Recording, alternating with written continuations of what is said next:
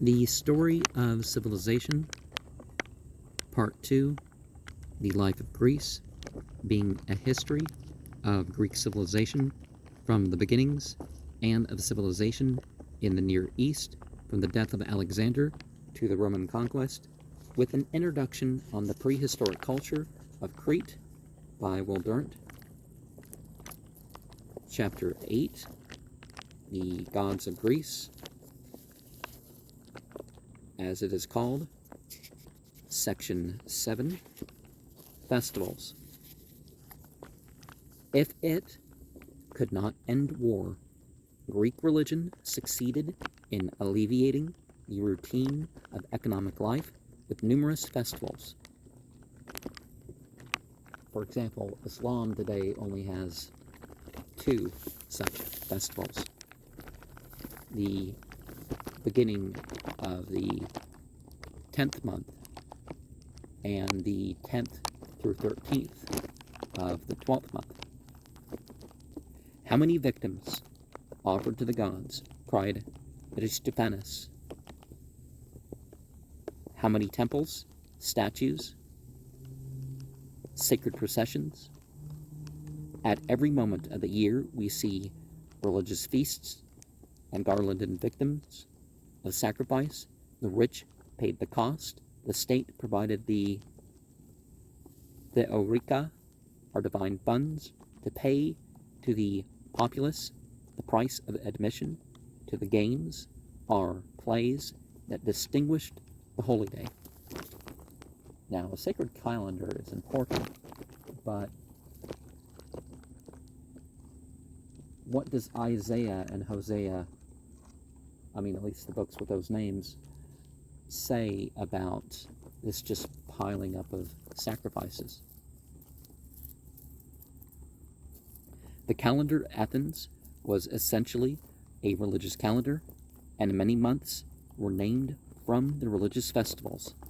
In the first month, Hekatombaeion, July to August, came the Chronia, corresponding to the Roman Saturnalia, which would be the 17th of December, something like that, when masters and slaves sat down together to a joyful feast in the same month.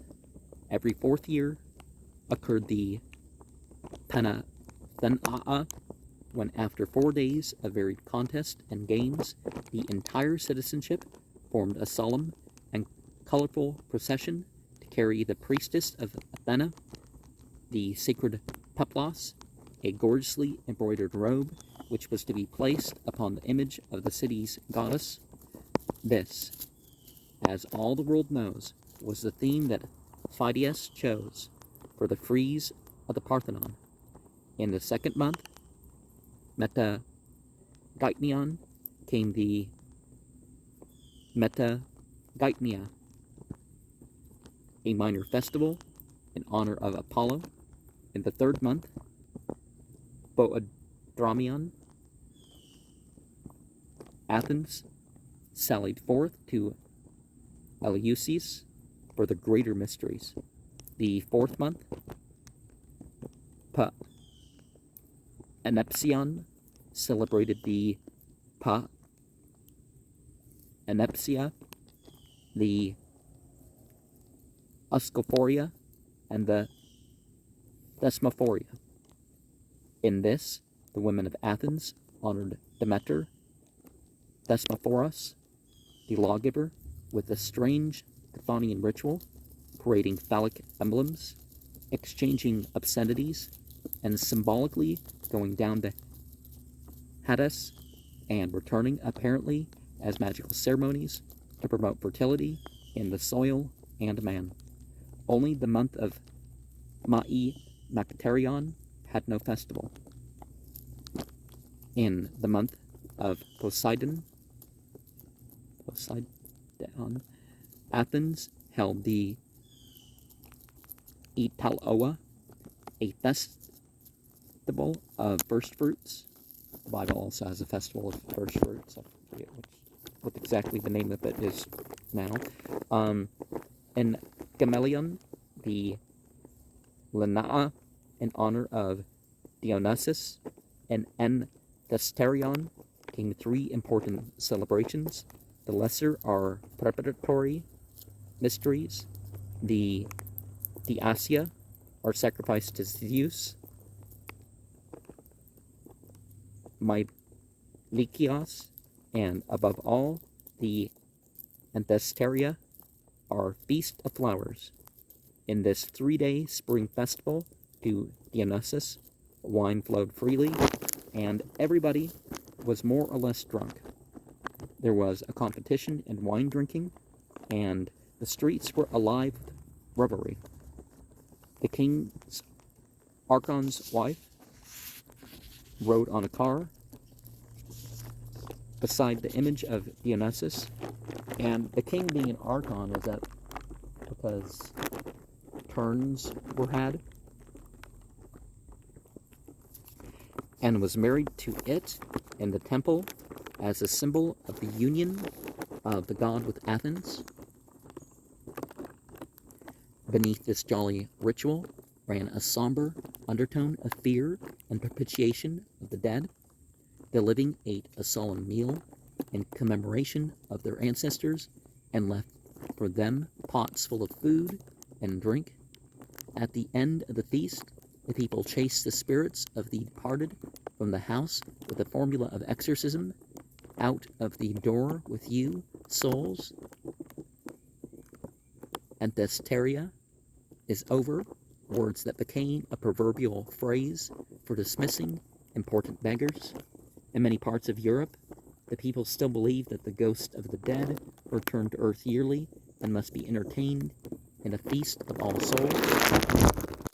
Remember, virtually every Christian festival was a renaming, or at least a competition with another festival, which would often be nearby, like Halloween, All Saint Day, All Souls Day would compete with Samhain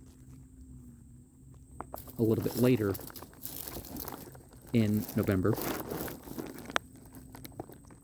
In the 9th month, Elaphebalion, came the great Dionysia, established by Pisistratus in 534. In that year, Thespis inaugurated the drama at Athens as part of the festival. It was the end of March. Spring was in the air. The sea was navigable.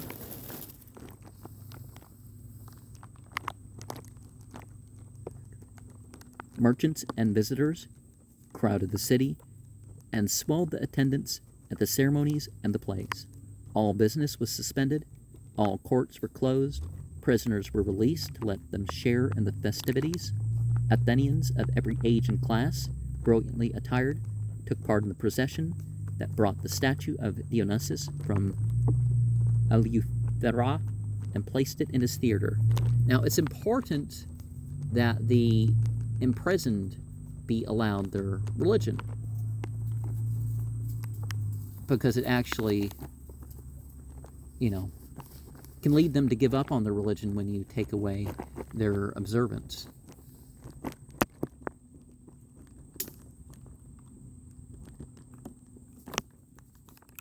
The rich drove chariots, the poor marched on foot. A long train of animals followed as destined gifts for what they considered to be gods. Choruses from the towns of Attica joined or competed in song and dance.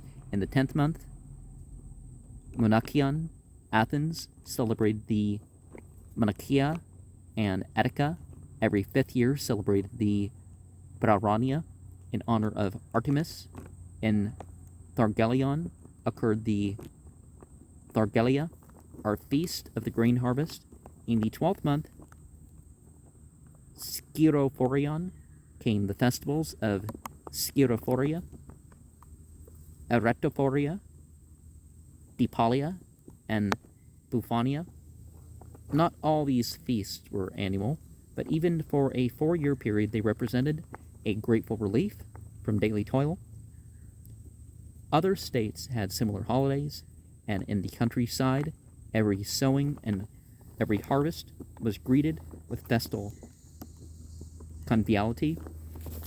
Greater than all these were the Panhellenic festivals, the Panagorais, or universal gatherings, and were the Panionia on Macalla, the Feast of Apollo at Delos, the Pythian Festival at Delphi, the Isthmian at Corinth, the Nemean near Argos, the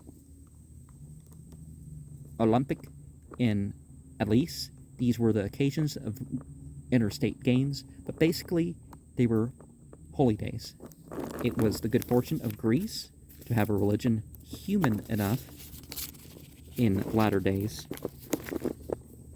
humane enough to associate itself joyfully and creatively with art, poetry, music, and games, even at last, and to use the Gallic terms for the holiday procession of some of my ancestors, we started the year with Samhain, a week into November. It was the time of the harvest of the winter squash. Some stuff as it was freezing in the fields or right before it froze.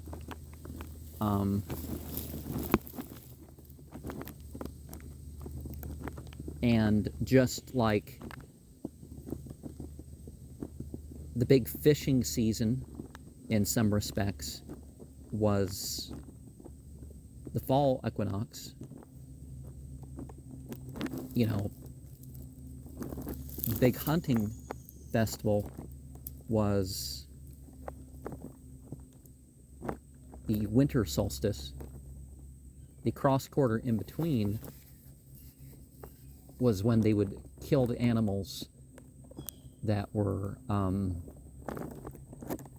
you know, considered to be the surplus. They would also do that in terms of the winter solstice, you know, kill a big animal or fat animal or whatever to, you know, fatten up or whatever for the colder days of winter.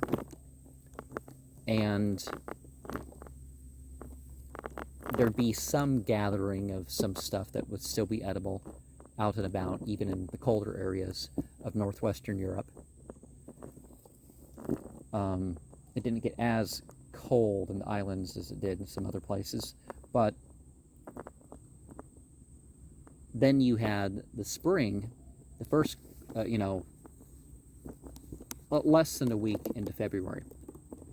And then you had sort of a flower festival in the spring equinox, or the next one could have been the flower festival.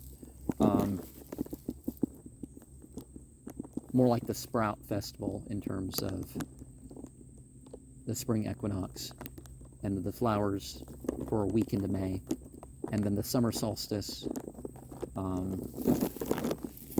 you'd have your strawberries and your blueberries and all that sort of stuff. Well, they didn't have strawberries in Europe, but you know what I mean. And then came the 3 fruit harvest festivals. Well, I mean, you'd have the berry harvest festival in about a week into August, and you'd have the apples and the pears and that sort of stuff next. And you go far enough south, I guess you'd have the dates, but you know, the figs wouldn't be quite as far south. People would have the melons in August, but some stuff would be ready in June. And there were other things about the plants and the animals that they would regard